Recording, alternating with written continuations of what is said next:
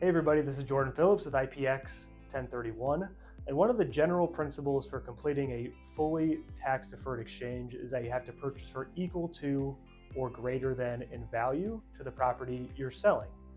Now, oftentimes we'll have clients who will buy a property that is less in value to the property that they sold. Like for example, you might sell for $1 million and go out and find a property that you love and you close on it for $800,000. Well, so there's a couple of options that you have in that situation. One is you could do what's called a partial 1031 exchange. So essentially that would be you sell for $1 million, purchase for $800,000, and you pay taxes on the $200,000 difference. Or you can purchase a second property. So like if you bought another property for, let's call it $200,000, you would be fully tax deferred.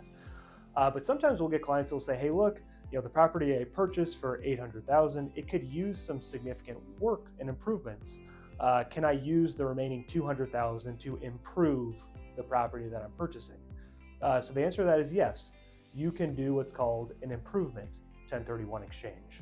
Now, the catch with doing an improvement exchange is that in order for the improvements to count towards your exchange, they have to be completed prior to you taking title to the purchase. So you ask, well, how is that accomplished? Well, so what happens is IPX, we would actually create an LLC. We would use that LLC to go on title at the closing of the purchase.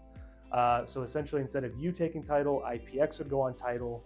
And then as the work is completed, we would then pay out the contractors using the remaining exchange funds. So the big thing to keep in mind is that the timing does not change for these types of exchanges. So from the closing of the property you're selling, you'd have 45 calendar days to not only identify the property you want to purchase, but also identify the improvements that you want to complete. And then you have 180 days total to buy the property and complete the work.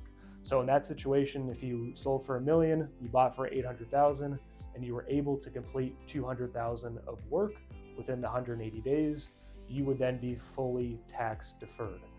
So for any questions involving improvement exchanges or 1031 exchanges in general, feel free to give me a shout. Happy to help.